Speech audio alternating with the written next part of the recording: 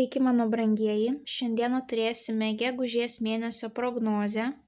Noriu pradžiuginti, kad retrogradinis Merkurijus ir Venera gegužės mėnesį mūsų jau nebeveiks. Galėsite pastebėti, kaip visi reikalai, planai pradeda eiti sėkmingai, kaip per sviestą, be jokių nenumatytų keblumų ar nesusipratimų. Taipogi primenu, kad kiekvieną mėnesį kanale jūs rasite jaunaties bei pilnaties prognozes, kurios taipogi papildo būtent jūsų šitas mėnesio prognozes. Taip, tik jeigu mėnesio prognozė yra 4 savaitėm, tai mėnulio prognozės yra porai savaičių. Taip, 2 savaitės jaunaties ir 2 savaitės pilnaties. Tai kas dar jų neklausėte, kviečiu paklausyti. Tai bus kaip dar viena papildoma informacija prie jūsų mėnesio prognozės. Na ir kas prie kanalo prisijungėte tik šiais metais, tai primenu, kad kanale galite rasti 25 metų prognozę pilnai visiems metams, tai yra apžvelgiama energetika kiekvienam mėnesiui nuo sausio iki gruodžio, taipogi apžvelgiama energetika pagrindinių gyvenimo sferų. Na ir duodamas vienas patarimas visiems 25 metams. Ir ten taipogi paminiu visas datas būtent retrogradinės Veneros bei Merkurijaus, kada nėra tinkamas metas organizuotis, planuotis kažkokių tais naujų pradžių savo gyvenime. Tai vat, kas norite sužinoti apie visas tas datas anksčiau, tai visas tas datas rasite būtent 25 metų metinėse jūsų zodiako ženklų prognozėse. Na ir kaip visada primenu, kad tiek šias, tiek mėnulio prognozes reikia žiūrėti pagal savo 3 pozicijas, tai yra Saulės ženklą, mėnulio ženklą bei ascendentą. Daugiau informacijos apie tai, kaip pasiskaičiuoti savo šias pozicijas, rasite žemiau aprašyme po šiuo vaizdo įrašu. Na ir kaip visada, mano dėkingumas keliauja jums. Labai smagu matyti, kad kanalas auga, labai smagu matyti, kaip aktyviai jūs komentuojate, dalinate savo istorijomis, kaip jums kortos įsipildė ir taipogi matau didžiulį dalinimąsi su kitais žmonėmis. Aš visada matau statistiką, kiek žmonių pasidalino mano prognozėmis. Tai labai smagu matyti, kad ne tik patys žiūrite, bet ir pasirūpinate savo artimaisiais mylimaisiais, kad jie taipogi sužinotų jiems svarbią informaciją. Na, o naujus kanalo stebėtojus kviečiu prisijungti prie šios šiltos ir motyvuotos bendruomenės, tapti jos dalimi, paspaudus prenumeruoti mygtuką. Na, o dabar keliaukime į jūsų tarologinę prognozę. Vandeniai. Pagrindinis įvykis vandeniams gegužės 1 savaitę.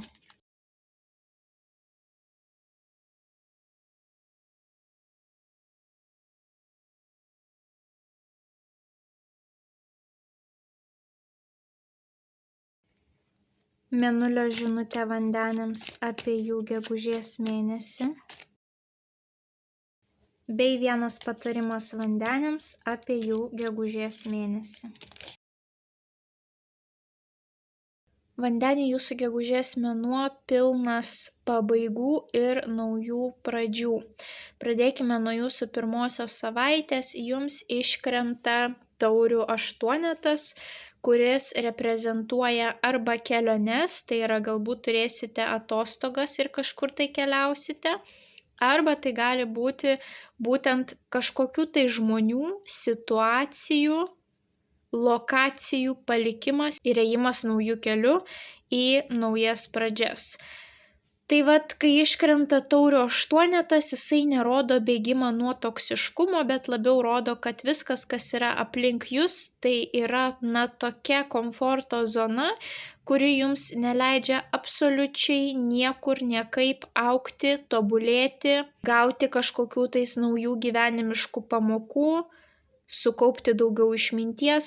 Viskas aplink jūs atrodo yra stipri komforto zona ir jūsų pasirinkimas yra, pavyzdžiui, išsikraustyti į kitą miestą, išsikraustyti į kitą šalį, palikti esamą darbą, išsikraustyti ir gyventi atskirai nuo tėvų, palikti partnerį, palikti tam tikrus draugus.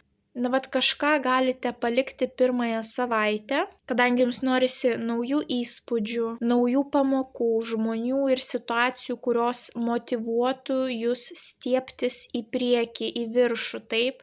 Ir dar viena korta, kuri turi labai panašią reikšmę, jums iškrito lazdų trejetas, o lazdų trejetas pas mus būtent susijęs su pirmais žingsniais, iniciatyva, kad sprendimą jūs jau priėmėt ir dabar jūs žengėt pirmąjį žingsnį, nelaukite, kol kažkas jums kažką ant lėkštutės atneš.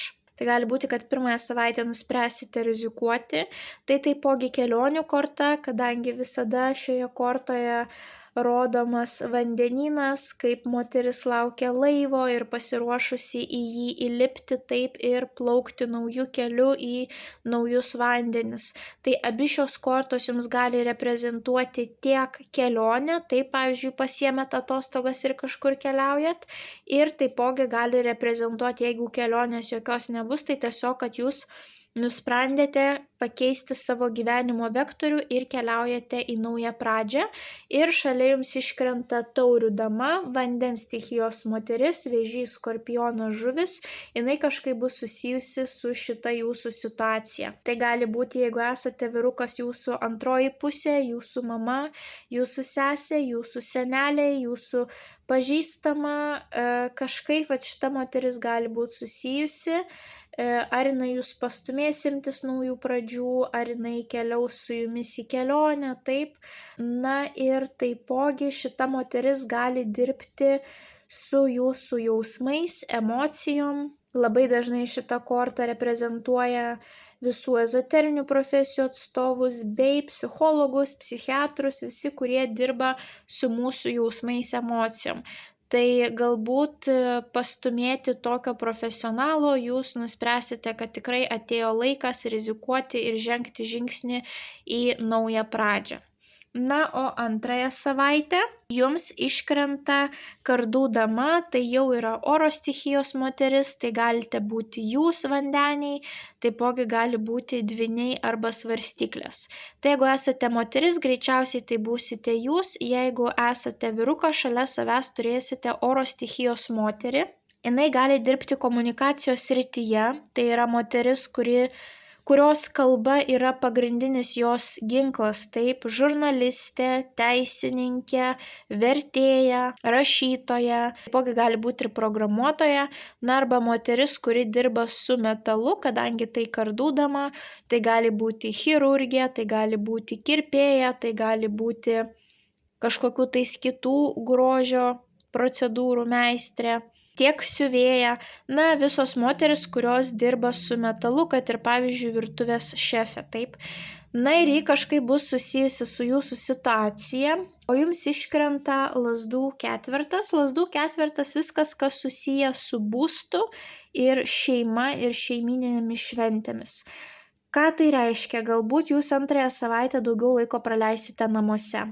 Galbūt nuspręsite remontuoti savo būstą, galbūt nuspręsite persikraustyti. Ta nauja pradžia, taip, tai gali būti, kad tęsis ir antrąją savaitę jūs ieškosite, pavyzdžiui, savo būsto, kur persikraustyti.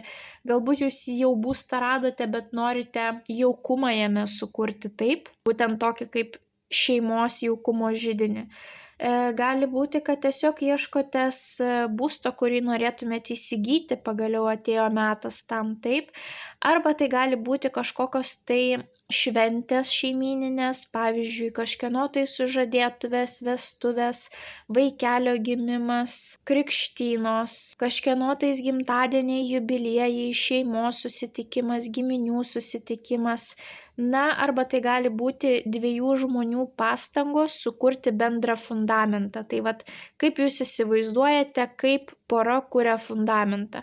Kažkas persikrausto kartu gyventi, kažkas pasiema paskolą kartu, kažkas tuokiasi, kažkas kuria kažkokius tai bendrus planus, taip, kažkas nusprendžia atsidaryti vieną banko sąskaitą.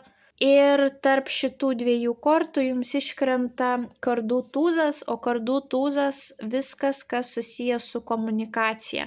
Tai gali būti, kad sužinosite svarbią informaciją, ateis kažkoksai tai laiškas, ateis kažkoksai tai SMS, kažkas jums paskambins, kažkur kažką perskaitysite, taip? Gali būti kažkokie tais leidimai, sutartys. Tai vat panašu, kad antrąją savaitę gali būti kažkokie tais teisiniai reikalai susiję su šeima, kažkokie tais kontraktai, tai gali būti būsto reikalai susiję su šeima. Galbūt jūs planuojate kažkam perrašyti savo būstą, taip, reikės galbūt notaro paslaugų. Gali būti, pavyzdžiui, sužinosite žinią iš savo vaikų, kad jūsų vaikai laukia taip šeimos pagausėjimo. Taipogi kardų tūzas vis dėlto deda paskutinį tašką ir atkerta kažką iš mūsų gyvenimo. Tai gali būti, kad tiek pirmąją savaitę, tiek antrąją savaitę jūs kažką tais palikinėsite, taip, tai gali būti, kad nustosite bendrauti su tam tikrais galbūt šeimos nariais ar giminėmis. Galbūt ateis metas palikti būstą, kuriame gyvenote, taip, tai arba kažkokia tai svarbi žinia, informacija susijusi su būstu jūsų šeimos nariais, arba tai bus būtent kažkoksai tai nukirtimas, atkirtimas, paskutinis taškas, vėlgi susijęs su būsto reikalais, giminėmis, šeimos nariais, artimais žmonėmis. Ir va tame viskame jums gali padėti būtent ta kardų dama, specialistė, kurios jums pavyzdžiui reikės. Tai gali būti elementariai būsto įsigijimas, taip, ir pirkimo dokumentų pasirašymas. Na ir trečioji savaitė pas jūs nauja pradžia, jums iškrenta didysis arkanas kvailys, kuris rodo, kad keliaujate į naują pradžią. Dažniausiai, kai kvailys iškrenta, nelabai aišku, kur žmogus keliauja, jisai dar nėra nusistatęs pilno plano, bet žino tiesiog, kad atėjo laikas kažką keisti, taip, tai yra nulinė korta, reiškia, kažkas prasideda absoliučiai nuo nulio. Merginos manta nėra didelė, tai reiškia, kad nesinešam kažkokių tais negatyvių praeities traumų kartu su savimi, viską paleidžiame, kas blogo ar gero nutiko ir tiesiog rizikuojame. Tai gali būti kažkokia ir situacija labai neplanuota, ekspromtų įvykusi, taip. Taipogi kvailys gyvena momente čia ir dabar, tai gali būti ir kelionė neplanuota. Na ir šalia jums iškrenta kardų dama. Tai kardų dama, vėlgi, jeigu esate moteris, galite būti jūs, arba moteris būtent, kuri yra vandenis dvyniai svarstyklės. Na ir kita moteris iškrenta, monetų dama, tai yra žemės stichijos moteris, mergelė, jautis, ožiaragis. Jeigu pagal profesijas, tai šita moteris, kaip jau ir minėjau štai čia, tai dirba su komunikacija arba su metaliniais įrankiais, na, o monetų dama gali dirbti finansų srityje arba turėti savo verslą. Kas tai gali būti? Auditorė, apskaitininkė, buhalterė, bankininkė, nekilnojamo turto brokerė, finansų specialistė, asmeninių finansų konsultantė, arba verslininkė, arba jūsų darbdavė moteris atsakinga už jūsų finansus. Tai vat tarp šitų dviejų moterų gali būti nauja pradžia. Pavyzdžiui, jos nusprendžia pradėti savo santykius nuo nulio, taip, nuo pradžių švarus etapas. Galbūt ilgą laiką nebendravote ir dabar nusprendėte bendrauti. Tai gali būti kažkokie tai šeimininiai santykiai, tai gali būti giminių santykiai, draugystė, darbiniai santykiai. Jeigu esate vyrukas, galite atsidurti tarp šių dviejų moterų, pavyzdžiui, jūsų sesė ir jūsų mylimoji, arba jūsų dukterys, kurios kažkurį tai laiką nebendravo tarpusavyje. Na, arba jūs turėsite tiek vyram, tiek moteriam, dabar sakysiu, tai nauja pradžia, pavyzdžiui, kažkoksai tai naujas verslas. Ir jums reikės šių dviejų moterų pagalbos. Tai yra teisininkės, pavyzdžiui, ir finansininkės. Taip, būtent tos moteris dirbs su sutartimis, kontraktais, teisiniais reikalais, o kita būtent su piniginiais reikalais. Taip, ir kad jums pradėt tą naują sėkmingą pradžią, jūs galite nukeliauti ir pasikonsultuoti su jomis abiejomis. Tai vat pas jūs visas mėnuo toksai pradžios, pabaigos. Na ir paskutinę savaitę jums iškrenta Lazdų devynetas. Lazdų devynetas rodo, kad jau labai nuvargote, pavargote ir jums labai sunku pabaigti tą gyvenimo etapą ar tą užduotį. Galbūt darbe nuvargsite, galbūt kažkokios tam tikros šeimyninės užduotis, kontraktai, pirkiniai, taip, kažkas gali užsitęsti ir jūs tiesiog labai nuvarginti. Ir šalia iškrenta kardų dešimtis. Kardų dešimtis rodo etapo pabaigą, taip, kad pagaliau jūs pabaigėte tą užduotį. Taip, mes čia turėjome devynetą, čia mes turime dešimtį, taip, tai reiškia visiškai pilnai pasibaigė užduotis, taip, numeriukai eina viens po kito, devynetas, ir pagaliau pasiekėm dešimtį, tam tikrą pabaigą. Bet šitos abi kortos gali rodyti sveikatos problemas dėl didelio krūvio. Tai labai saugokite savo sveikatą, kad nereikėtų paskutinėje savaitę atsidurti lovoje ir rūpintis tik savo sveikata. Taip, labai svarbu, kad paskutinėje savaitę jūs atsikvėptumėte, užtektinai valgytumėte, užtektinai miegotumėte ir per daug nesinervuotumėte. Taip, kardų dešimtis yra jau pilnai pabaiga, kurios negalima atgaivinti, kad ir kas nutiktų paskutinėje savaitę, tai yra, viskas, duris užsidaro ir niekada neatsidarys, kadangi mes matome lavoną, taip, žmogų pilnai subadytą kardais, ir jeigu dar jums kiltų klausimas, o galbūt įmanoma ten kažkaip kažką ištaisyti, tai šita korta ne šiaip savo reprezentuoja lavoną. Lavoną iš numirusių neprikelsi, tai kad ir kas nutiktų paskutinėje savaitę, tai yra etapo pabaiga, kuris nesugrįš, taip, gal kažkokių santykių pabaiga, gal darbo sutarties pabaiga, taip. Ir taipogi lazdų devynetas rodo ribas, ypatingai asmeninės ribas. Taipogi jums iškrenta kardų septynetas, kuris rodo sukčius, apgaulės. Tai būkite labai atidus paskutinėje savaitėje ir turėkite kritinį mąstymą, nes gali būti, kad dėl jūsų to pastiprinto nuovargio galite prarasti atidumą ir nepastebėsite, kaip pavyzdžiui, netyčiom paspausite kažkokią tai nuorodą, o ten bus apgavikai, taip. Atidžiai skaitykite elektroninius laiškus, atidžiai skaitykite SMS žinutes. Neskubėkite spausti jokių nuorodų, taip, kad jūsų neapgautų, kad neišviliotų pinigų, tai labai atsargiai su šitais dalykais. Bet taipogi kardų septynetas gali rodyti, kad žmogus pasiema jam priklausančius daiktus ir išeina į kitą vietą. Tai pavyzdžiui, jūs dirbote sunkiai kažkokioje tai vietoje, kažkokiame tai ofise, kažkokiame tai salone ir viskas. Jūs baigėte dirbti tame salone, jūs susirenkate savo įrankius, jūs pasiemate savo klientus, taip, ir keliaujate į kažkokią tais kitą vietą. Tai gali būti ir tokia situacija. Galbūt jūs turite, pavyzdžiui, savo verslą ir netikėtai gali galbūt jūsų darbuotojai pasakyti, kad jie visi kartu išeina, taip. Tokios įvairios situacijos. Taipogi lazdų devynetas rodo ribas. Šita moteris būtent su šita lazda brėžia ribas savo asmeninės, kurių kiti žmonės negali peržengti. O čia mes matome žmonės, kurie gali apkalbėti jūs už akių, skleisti kažkokius tai gandus, arba tiesiog jums labai pavydėti ir kažką apie jūs kalbėti. Tai gali būti, kad sužinosite apie kažkokias tai apkalbas ir tai bus paskutinis lašas ir jūs nuspręsite, kad ne, jau čia žmonės peržengė visas mano ribas, kurias aš buvau nusistačiusi.